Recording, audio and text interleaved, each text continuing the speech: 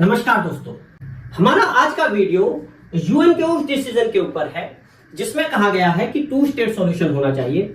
Israel और Palestine को अलग 2 स्टेट्स के रूप में एग्जिस्ट करना चाहिए, दोनों को पीसफुली रहना चाहिए और इसके लिए उन्होंने पैलेस्टाइन को रिकॉग्नाइज करने की बात कही है और बहुत सारे देशों ने उसको रिकॉग्नाइज कर दिया है पैलेस्टाइन को। अब हम ये देखेंगे जो यूएन की जो सोच है ये कितनी प्रैक्टिकल है, ये कितनी व्यवहारिक है। जो उद्देश्य है 2 देशों के बीच में शांति स्थापित करने का, क्या ये सच में हो पाएगी?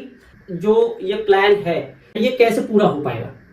जो सबसे पहली कंडीशन ये है, जो इजराइल है वो सिक्योर महसूस करे, इस तरीके का तंत्र बनाया जाए कि उस पर अगला हमला ना हो सके और उसको ये गारंटी अपने आप से महसूस हो कि हाँ अब उस पर हमला नहीं होगा। तो यह है सबसे मुख्य कंडीशन। और इस कंडीशन को पूरा होने के लिए क्या होना चाहिए? जो टेररिस्ट ग्रुप है, हिजबुल्लाह है, हमास है, उन्हें डिसआर्मामेंट करना पड़ेगा, उनके हथियार उनसे छीनने पड़ेंगे।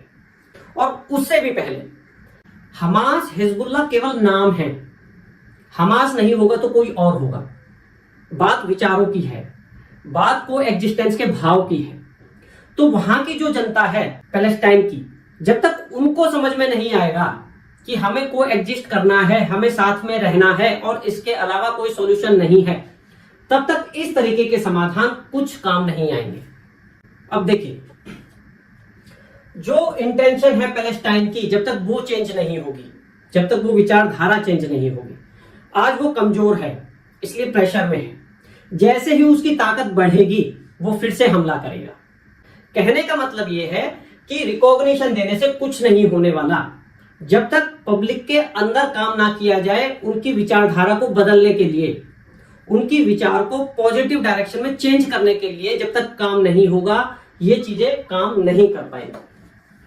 अब अगर वहां की जनता की बात करें, पैलेस्टाइन की, हमास उनमें से ही निकला हुआ एक ग्रुप है जिसको उन्होंने 2006 में खुद ने इलेक्ट किया। कहने का मतलब यह है जो हमास के नेता हैं वो पैलेस्टाइन में से ही निकले हुए हैं, वो कोई विदेशी नहीं है।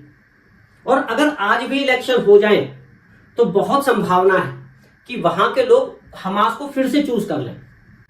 युद्ध के अंदर हमास ने पैलेस्टाइन की गजा की बस्तियों के बीच में से हमला किया। ऐसा हो नहीं सकता जब तक कि लोगों का सपोर्ट ना हो, वो बीच में से हमला कर सके। कहने का मतलब यह है कि वहां के लोगों की सहानुभूति, वहां के लोगों का पॉलिटिकल अलाइनमेंट हमास के साथ है। जब तक कि वो जो बेसिक कनेक्शन है वो टूट ना जाए, वो चेंज ना हो जाए, तब तक आप इस तरीके की जो चीजें हैं वो कितने भी कर लीजिए, वो सक्सेस होना प्रैक्टिकल नहीं है। ठीक है, अब हम आगे चलते हैं। कहने का मतलब यह है कि जब तक कि उनके पास पावर कम है, आप इस तरीके का कोई भी सॉल्यूशन अपने आप से निकाल लो। जैसे ही उनके पास ताकत आएगी वो फिर से हमला करेंगे। और इजराइल इस बात को समझता है और वो समझता अपने एक्सपीरियंस से है। उसने जो इतने सालों में जो उसका अनुभव है, उसे पता है कि इनके विचारों को नहीं बदला जा सकता उसके द्वारा। इसलिए वो क्या करता है कि उसकी ताकत को बढ़ने से रोकता है। जैसे ही उसे लगता है कि ये ताकतवर हो रहा है, वो हमला कर देता है, क्योंकि उसे उसकी विचारधारा के बारे में पता है, उसे अनुभव है उसके विचारों का। अब हम बात करते हैं कि ये जो रिकॉग्निशन मिला है, क्या ये सही समय था? क्या इसमें जो देश हैं उन्होंने जल्दी नहीं कर दी है, यूनाइटेड नेशन ने जल्दी नहीं कर दी है इनको रिकॉग्निशन देने की? देखिए, स्टेप क्या होना चाहिए था?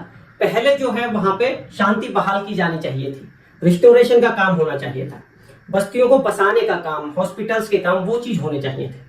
और साथ में डिसआर्मामेंट का काम होना चाहिए था, यानी कि जो टेररिस्ट ग्रुप हैं उनसे हथियार छीनने का काम होना चाहिए था। ये काम दोनों साथ साथ होते।